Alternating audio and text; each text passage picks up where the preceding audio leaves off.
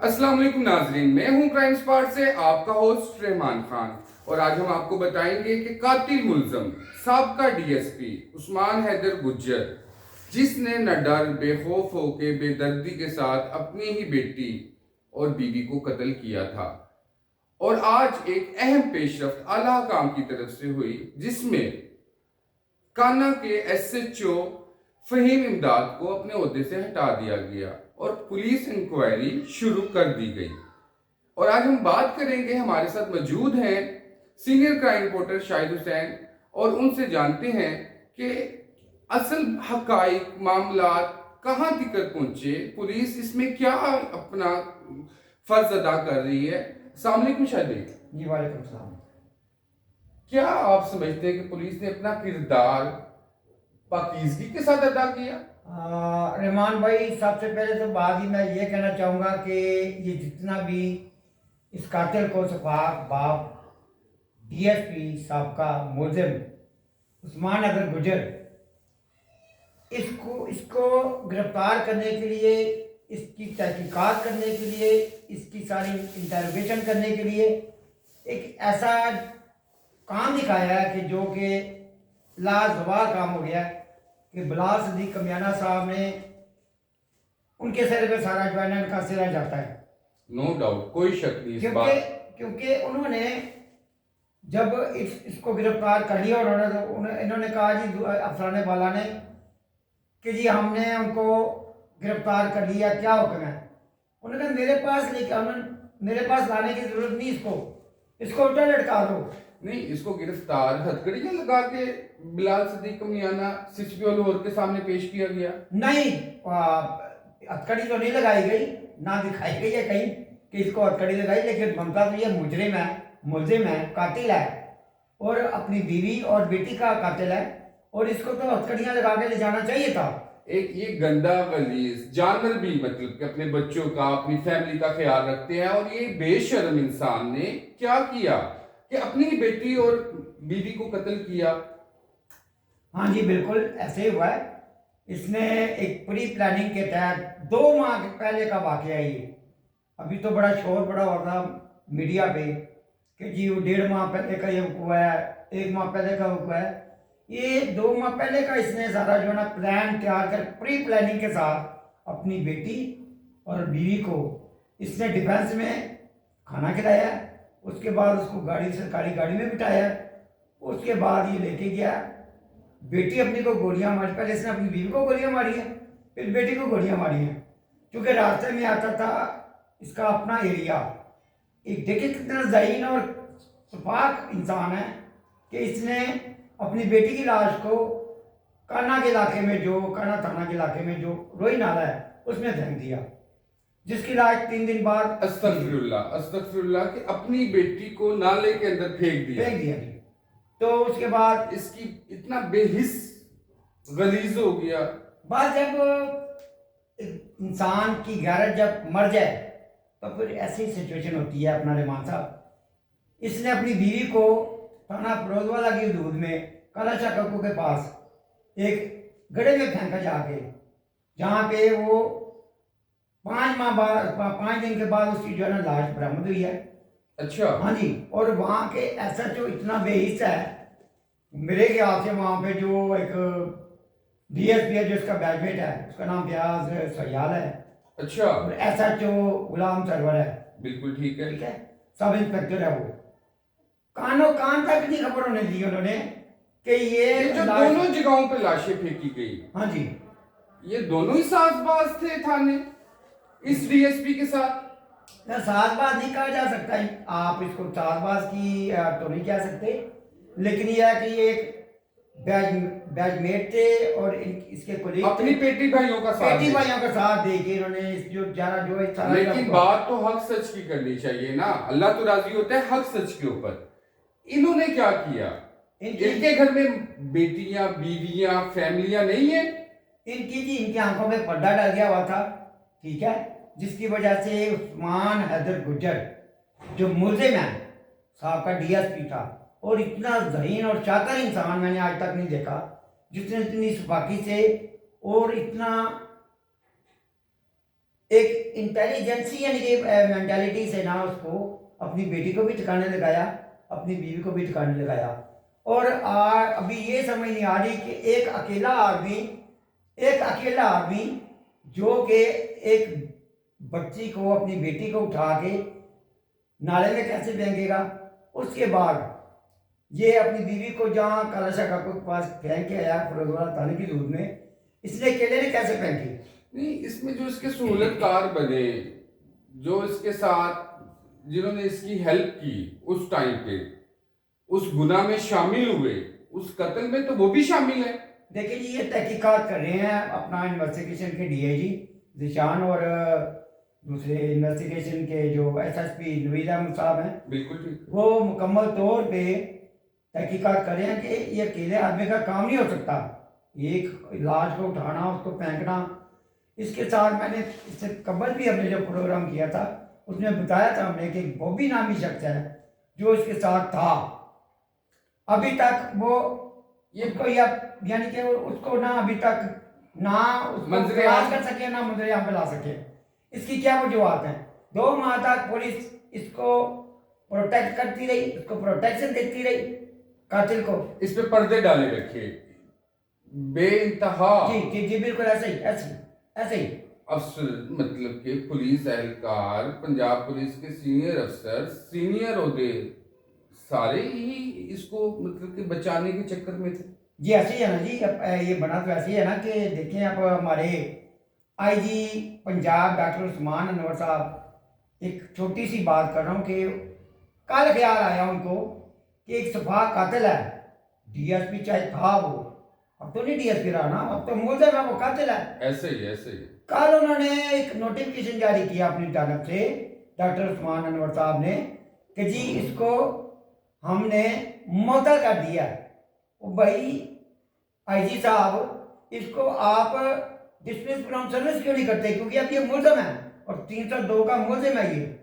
कोई शक नहीं, बड़ी बात है, आप गहरी बात है। दोनों साइडों पे आप देख लें कि 174 की कार्रवाई हुई है ना, बच्ची का उन्होंने किया है अपना पोस्टमार्टम, ना इसकी बीवी का पोस्टमार्टम हुआ है। और नहीं, जब कोई लवारिस लाश मिलती है शाहिद साहब, जब कोई लवारिस लाश मिलती है तो उसको बकायदा 302 की उस पर एफआईआर होती है, वो मुकदमा दर्ज होता है, मुकदमा दर्ज होके फिर वो नामालूम मुकदमा दर्ज होके तो आगे पोस्टमार्टम और सारे मामला के। इसमें तो ना कोई एफआईआर का कोई जिक्र आया, यानी कि 2 थानों में लाशें बरामद, शेखुपुरा की हदूद में और कान्हा की हदूद में, दोनों की तरफ से कोई मामला सामने नहीं आया इस किस्म का। इसके बारे में आप क्या कहना चाहेंगे? रहमान भाई, ये इनकी गफलत है सारी पुलिस की। एक तो कान्हा का जो मतलब एसएचओ फहीम अमदाद इसके मतहत था, ठीक है, उसने प्रोटेक्शन दी इसको, बिल्कुल ठीक है। 174 की कार्रवाई करके ईमानतन दफना दी गई। उसको चाहिए था बच्ची का ऑपरेशन, उसका अपना पोस्टमार्टम कराते। पोस्टमार्टम कराने के बाद एफआईआर के बगैर तो पोस्टमार्टम होता ही नहीं है। एफआईआर देते इन्होंने ईमानतन फटाफट दफनाने की की है। उसके बाद जब फरोजवाला से इसकी बीवी की लाश मिली है, इस तरह कोई लवारिस नशेइयों की लाशें मिलती हैं तो उनके साथ मतलब कि इस किस्म के मामला किए जाते नजर आते हैं, लेकिन ये तो एक औरत, एक मतलब कि खतून, एक उसकी बेटी और इसकी फैमिली, मतलब कि इसमें किसी चीज को साबित ही नहीं होने दिया उन्होंने। ये इसकी मुलजिम जो है ना कातिल उस्मान हैदर गुजर, ये इसकी जहानत की मैं दाद देता हूँ कि जिस तलाकी से उसने ये सारा काम किया है, तो कातिल खून जो होता है ना, खून वो एक दिन बाहर आता ही आता है। ये अल्लाह पाक की जानत से ही जो है ना, वो एक ऐसा मतलब अमर है कि ये बाहर आना ही आना था। तो आप देख लें, आपके सामने आ गया, बीवी भी उसकी लाश भी बरामद हो गई, बेटी की भी लाश बरामद हो गई। लेकिन मुझे ये समझ नहीं आ रही कि पुलिस इस मामले में, पुलिस आला अफसरान जो है वो खामोश क्यों रहे? बिल आकर जब तमाशाई बने रहे, तमाशाई बने रहे, और जब बिल आकर जब बिलाल सिद्दीक कमियाना जिन्होंने फौरी एक ऐसा मतलब इनको ऑर्डर दिया कि फौरी तौर पे इनको तलाश किया जाए, एक बड़ा किरदार अदा किया बिलाल सिद्दीक कमियाना ने, इसमें कोई शक नहीं मैं आपकी बात से मतलब कि इत्तेफाक भी करता हूँ और उनको मैं सलाम भी पेश करता हूँ कि उन्होंने एक छुपा कातिल को सामने लेके आए। जी ऐसी है जी। ये सारा सेहरा जो है कामयाबी का वो तो उन्हीं के सर पे है सारा, कि उन्होंने कैसे मतलब है इसको एक बहुत ही यानी कि सीरियस तौर पे अपने लेके और मुल्ज़मान को, ये मुल्ज़िम को गिरफ्तार करने के लिए, इसके साथी को भी गिरफ्तार करने के लिए पूरे जो है ना अपनी जो मतलब ये इनकी वो एक सीट है, जो एक ओहदा है, उसका सही उन्होंने इस्तेमाल करके इंसाफ मुहैया करने की कोशिश किया पूरी, और अल्हम्दुलिल्लाह और इसमें कामयाब भी हुए वो। देखो लेकिन अब इसके खिलाफ मैं ये कहूँगा, इसको उस्मान हैदर गुजर को जो मुल्जिम है, डीएसपी था साबका, अब वो डीएसपी नहीं रहा।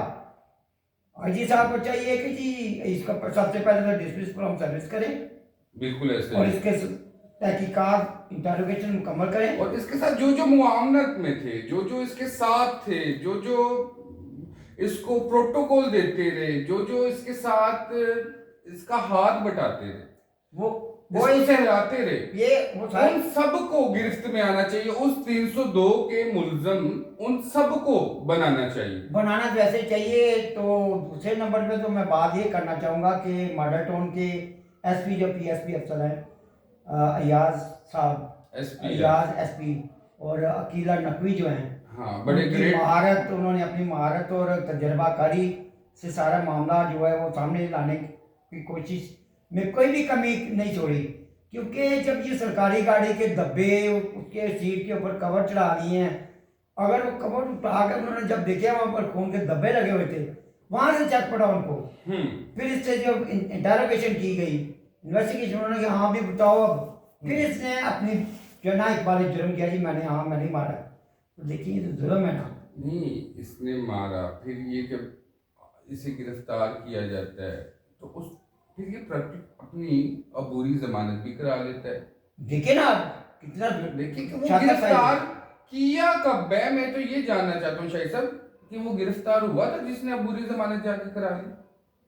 नहीं, उससे कबल जब ये अपना कोर्स पे गया ना मुल्तान, उस वक्त इनको पता चला, पुलिस को, इन्वेस्टिगेशन टीम को जो थी अपना एसपी अयाज और किला नकवी, तो उन्होंने जब थोड़े से इसके घर पे जो मामला सारे देखे जाके जो शवाहिद इकट्ठे किए। एसपी का मतलब है सुप्रीडेंट ऑफ पुलिस। हाँ जी, एक बड़ा ओहदा, एक पूरी डिवीजन उसके अंडर में होती है, कई थाने उसके अंडर में होते हैं। ये कातिल ने दोबारा आके इधर एसपी लगना था। बिल्कुल ऐसे ही है जी।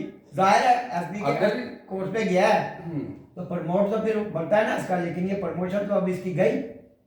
अब तो ये जेल ये इस इलाकों तो के पीछे जाएगा। ये तो पंजाब पुलिस के अंदर नेक लोग भी शामिल हैं जो आला काम की मतलब कि सीनियर सीटों पे बैठे हुए हैं, जिन्होंने मतलब कि जीतोजहद की इस कातिल को मंजरे आम पे लेके आए। कोई कसर नहीं छोड़ी। कोई कसर नहीं छोड़ी। बिल्कुल। उनको तो हम अप्रिशिएट भी मैं तो करते हैं। राजे तहसीन पेश करता हूँ सबसे पहले बिलाल सिद्दीक कमियाना साहब को। उसके बाद मैं राजे तहसीन पेश करता हूँ अयाज एसपी को, मॉडल टाउन को, कैंट की जो एसपी हैं अकीला नकवी, और उसके बाद आईजी पंजाब डॉक्टर उस्मान अनवर को। और उनको मैं मतलब खराज तहसीन पेश करता हूँ कि उन्होंने कोई कमी नहीं छोड़ी। लेकिन एक कमी जो छोड़ी है वो यही है कि इसको डिसमिस फ्रॉम सर्विस नहीं किया गया। क्योंकि अगर इसके लिए यह है कि कल को इसको इस हवाले से अभी उसकी जो साली है, जो उसकी बहन है, जो भी है, जो सामने आई है अपने मुंदरियाम पर, उसने आके जो अपनी स्टेटमेंट दी है उस हवाले से मकतूला की बहन, हाँ जी, इसकी वालदा को उनको भी तशद्दुद का निशाना बनाया। हाँ जी बिल्कुल बनाया गया। वो पहले हम बता चुके हैं। अभी मकतूलीना जो है, हम अपने माँ और बेटी जो है, उसकी माँ जो है ना, उसकी मुद्दत में मुकदमा दर्ज हुआ है। जो जहाँ तक मेरा अपना तजर्बा है कि उनको डराया धमकाया जाएगा, उनको प्रेशराइज किया जाएगा। कुछ एंड पे आ गई होगा, दिल ले लो, खून बहा ले लो, करोड़ रुपया ले लो, 2 करोड़ ले लो और माफी दे दो इसको, ये तो फिर बाहर आ जाएगा। क्योंकि कोई गलत का कमजोर निशान तो ना बना सके तो पुलिस। क्योंकि कमजोरी केस इतना है ना, जब चालान सबमिट होगा, कोर्ट में जाएगा, तो वो सारी चीजें सामने एक जो लाशें मिली मुख्तलिफ दो मकामात से मकामात से, वहां से मिलने के बावजूद उनकी FIR का मुकदमा ही नहीं दर्ज किया गया। 174 की कार्रवाई हुई है सारी। 174 की कार्रवाई हाँ जी, की। जो ईमानदार से बनाया गया, बस गलत किया गया ना ये।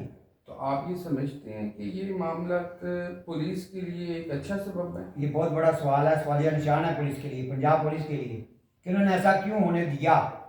अब ये दोबारा अगर डेड बॉडीज को निकालते हैं, उनका दोबारा पोस्टमार्टम करवाएं, उसके बाद जाके असल का सामने आए। और इन जैसी काली भीड़ें तो बेतहाशा पंजाब पुलिस के अंदर जो सामने किरदार आ रहे हैं, मतलब मुख्तलिफ किस्म के बहुत सारे किरदार सामने आए हैं, जिसमें एक SP इस्लामाबाद ने खुदकुशी कर ली, मतलब कि एक SP रैंक का ऑफिसर और उसने खुदकुशी कर ली।